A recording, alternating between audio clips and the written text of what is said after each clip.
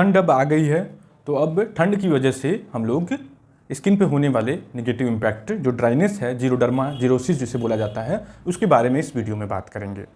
तो जीरोडर्मा में जो जीरोसिस होती है, खुश्क होना, ड्राई होना स्किन, उसमें क्या होता है कि स्किन बहुत ड्राई हो जाती है, कभी कभी वाइट फ्लेक्स भी दिखने लगते हैं। तो जो ड्राई स्किन होती है हमारी, वो हमारे शरीर में डिस्कम्फर्ट पैदा करती है, मतलब कि हम ईजी नहीं फील करते हैं, मतलब हमें कुछ एबनॉर्मल सा लगता है, ख़राब सा लगता है। जब हमारी स्किन मुलायम रहती है, सॉफ्ट रहती है, तो वो स्किन हमें अच्छी महसूस होती है।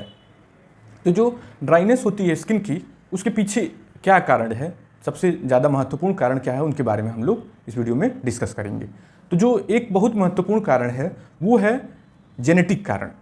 जेनेटिक मतलब आनुवंशिक बीमारी। तो एक बीमारी होती है इक्थियोसिस ग्रुप ऑफ डिसऑर्डर जिनको बोला जाता है। तो उसमें क्या होता है कि बच्चे को स्किन या बड़ों की भी स्किन ड्राई हो सकती है यदि उनके परिवार में यदि ड्राइनेस की हिस्ट्री हो तो इक्थियोसिस जो होते हैं उसके बहुत सारे वैरायटी हो सकते हैं। तो उसमें ड्राइनेस भी उसी के हिसाब से कम या ज़्यादा हो सकती है। जैसे हल्की ड्राइनेस होती है इक्थियोसिस वल्गैरिस में, एंड जो दूसरे इक्थियोसिस हैं जैसे यक्स लिंक्ड इक्थियोसिस, इसमें ज़्यादा ड्राइनेस हो सकती है और ज़्यादा बड़े बड़े मोटे मोटे स्केल्स हो सकते हैं, मतलब ज़्यादा बड़े बड़े खराब दिखने वाले काले रंग के भी स्केल्स देखने को मिल सकते हैं। तो ये एक महत्वपूर्ण कारण होता है। दूसरा जो महत्वपूर्ण कारण है, जो वेदर है, वो इटसेल्फ जो विंटर होता है उसमें हवा में पानी की कमी होती है, ह्यूमिडिटी कम होती है। तो इस मौसम में सभी को कम या ज़्यादा ड्राइनेस होना है। जिनकी स्किन इवन ऑयली होती है उनकी भी स्किन ठंड में कम ऑयली रह जाती है। इसके अलावा जो नेक्स्ट कारण होता है वो होता है हार्मोनल। हार्मोनल मीन्स कुछ बॉडी के हार्मोन्स होते हैं जो आपकी बॉडी में ड्राइनेस पैदा कर सकते हैं, जैसे कि थायराइड हार्मोन। तो जो हाइपोथायराइडिज्म, जिनमें थायराइड हार्मोन कम बनता है, उनकी स्किन में ड्राइनेस आसानी से देखा जा सकता है। नेक्स्ट जो कारण होता है ड्राइनेस का वो होता है सिस्टमिक कॉजेज। सिस्टमिक कॉजेज में क्या होता है, जैसे कि कुछ बीमारियां जो कि पूरे शरीर के स्तर पे होती हैं लेकिन वो ड्राइनेस पैदा कर सकती हैं, जैसे डायबिटीज़ नाम की बीमारी आपकी स्किन में ड्राइनेस पैदा कर सकती है।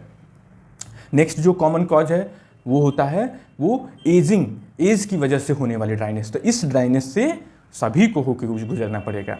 जैसे जैसे एज बढ़ती जाती है तो हमारे स्किन की जो तेल बनाने वाली ग्रंथियां हैं, जो ऑयल ग्लैंड्स हैं, सिबेसियस ग्लैंड्स, वो ग्लैंड्स जो होती हैं उनकी भी उम्र होती जाती है और वो तेल कम बनाती जाती हैं, जिससे कि स्किन ड्राई होता जाता है। और विंटर्स में चूंकि इन्वायरमेंट में ड्राइनेस ऑलरेडी है, तो जो एल्डरली पॉपुलेशन है, जो ज़्यादा उम्र के लोग हैं, उनको विंटर्स में बहुत ज़्यादा प्रॉब्लम होती है। उनकी स्किन फटने लगती है, क्रैक होने लगती है, ड्राई होती है और कभी कभी एक तरह की एक्जिमा भी पैदा हो जाती है।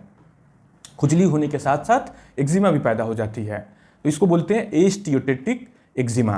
तो ये एक्जिमा एक्सक्लूसिवली ओल्ड एज में देखने को मिलती है। तो ओल्ड एज में ड्राइनेस जो होती है वो गर्मी के समय भी देखने को मिल सकती है, लेकिन ज़्यादा परेशानी ठंड में होती है। नेक्स्ट जो कॉमन कॉज में आता है कि आपको कोई स्किन की दूसरी इन्फ्लेमेटरी बीमारी हो और उसकी वजह से आपको ड्राइनेस आ रही हो। तो जो सबसे महत्वपूर्ण कारण होता है वो होता है एटोपिक डर्मेटाइटिस, सेबरिक डर्मेटाइटिस। ये जो दो बीमारियां होती हैं, इनमें भी व्यक्ति की स्किन रूखी हो जाती है और ड्राइनेस डेवलप हो जाती है। अगला जो महत्वपूर्ण कारण होता है कि आप तमाम बीमारियों के लिए दवाइयाँ ले रहे हैं, तो उनमें से कुछ दवाइयाँ होती हैं जो ड्राइनेस करती हैं। जैसे पिंपल्स के इलाज में आइसोट्रेटिनोइन नाम की दवाई बहुत सामान्यतः डॉक्टर आपका देता है। तो जो आइसोट्रेटिनोइन होती है वो तेल वाली ग्रंथियों को सिकुड़ देता है और शरीर में तेल बनना कम हो जाता है। और इसमें सबसे ज़्यादा प्रभावित कौन सा एरिया होता है, वो होता है होंठ की स्किन। इसीलिए आइसोट्रेटिनोइन के केसेस में किलाइटिस होना बहुत ही सामान्य बात है। इसके बाद दूसरे नंबर पे फेस की स्किन और सिर की स्किन जो होती है वो अफेक्ट होती है। तो ये जो आइसोट्रेटिनोइन में कुछ डॉक्टर मार्कर के तौर पर भी इस्तेमाल करते हैं कि यदि आपको किलाइटिस हो रही है, फेस की स्किन पे ड्राइनेस हो रही है, स्कैल्प की स्किन में ड्राइनेस हो रही है, तो दवाई आपकी काम करना शुरू कर दी है।